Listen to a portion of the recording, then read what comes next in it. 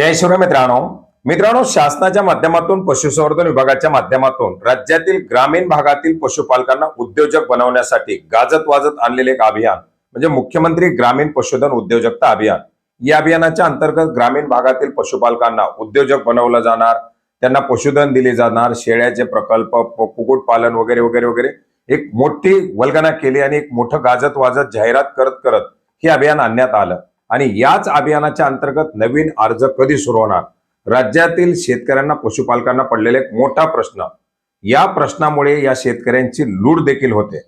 मित्रांनो, एकंदरीत आपण जर पाहिलं तर पशुसंवर्धन विभागाची योजना या बिना भ्रष्टाचाराच्या चालतच नाही। कुठलीही योजना राबवली तर त्या योजनेच्या अंतर्गत भ्रष्टाचार हा हमखास होतो। या भ्रष्टाचाराला कुठेतरी आळा बसावा, पारदर्शकपणे हे अभियान राबवलं जावं, यासाठी शासनाच्या माध्यमातून नवीन काहीतरी त्याच्यामध्ये बदल करण्यात आले आणि एक मोठं आणि उद्योजक बनवण्याचं स्वप्न घेऊन आणण्यात आलेलं अभियान। याच्या मंत्री महोदयाच्या माध्यमातून बाईट देण्यात आल्या, त्यांच्या माध्यमातून याची माहिती सांगण्यात आली, शेतकऱ्यांना कशा प्रकारे उद्योजक केलं जाणार याची स्वप्न दाखवली गेली। पुढे सचिव आले, त्यांच्या माध्यमातून बाईट दिल्या, आयुक्त आले, त्यांच्या माध्यमातून बाईट दिल्या आणि लवकरच हे अभियान सुरू केलं जाणार असल्याची माहिती देण्यात आली। आता भ्रष्टाचारापासून मुक्ती होते, शेतकऱ्यांना कुठेतरी याचा लाभ मिळणार।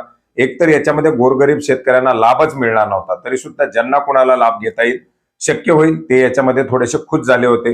याच्यासाठीच्या ज्या काही प्रक्रिया त्या पार पाडायची सुरुवात त्यांच्या माध्यमातून करण्यात आली आणि अभियान सुरू होण्यापूर्वीच याच्यामध्ये भ्रष्टाचाराची मोठी एक धूमधाम सुरू झाली। याच्या अंतर्गत अभियानासाठी आवश्यक असलेली कागदपत्र, आमच्याकडून प्रमाणपत्र दिली जातील, हजारोची प्रमाणपत्र विकायला सुरू झाली। ज्याला शेळी पालनातील शे माहित नाही अशा व्यक्तींनी सुद्धा याच्यामध्ये 2-2, 3-3 हजार, 4-4 हजार, 5-5 हजार रुपयाला प्रशिक्षणाचे प्रमाणपत्र विकायला सुरू केली। बऱ्याच जणांना जिल्हा लेवलचे जे अधिकारी आहेत, तालुका लेवलचे जे अधिकारी आहेत, वरिष्ठ लेवलचे जे अधिकारी आहेत त्यांच्याबरोबर फोटो सेशन केलं, फोटो काढले, त्यांच्या भेटीचे फोटो शेअर करत शेतकऱ्यांकडून कागदपत्र मागायला सुरू केले।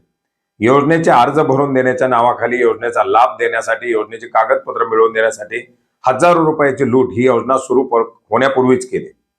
परंतु ही योजना सुरू कधी होणार याच्याबद्दल मात्र अद्याप कुठे उत्तर नाही।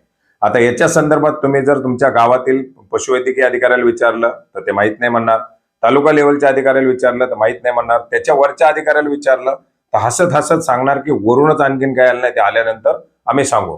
आणि याच्या वरचे जे काही वरिष्ठ अधिकारी आहेत ते सांगतात की पोर्टल बनवायचं काम युद्ध स्तरावरती सुरू आहे, पोर्टल बनलं की आम्ही अर्ज सुरू करणार। तेही 1.5 महिन्यापूर्वी दिलेली बाईट, तीच बाईट गेल्या 1.5 महिन्यापासून चालवली जाते।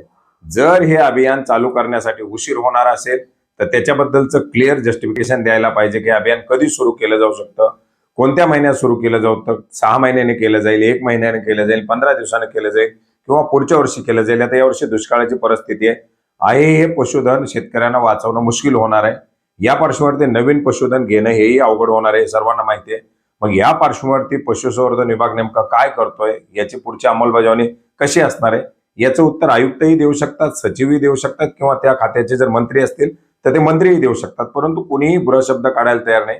आणि खालच्या पातळीवरती मात्र कागदपत्र गोळा करा, धामधूम, पैसे, सर्टिफिकेट, प्रमाणपत्र, नको त्या 12 भानगडी याच्या अंतर्गत चाललेले आहेत। इव्हन कृषी आपल्या पशुसंवर्धन विभागाचे अधिकारी सुद्धा याच्यामध्ये आता शेतकऱ्यांना लुटायला मागे पुढे पाहत नाहीत। आता कोणी जर म्हणतील याचे पुरावे पाहिजे तर हजार पुरावे आपण याच्या संदर्भात गोळा करून ठेवलेले आहेत की कशा प्रकारे याच्यामध्ये लूट चालू आहे।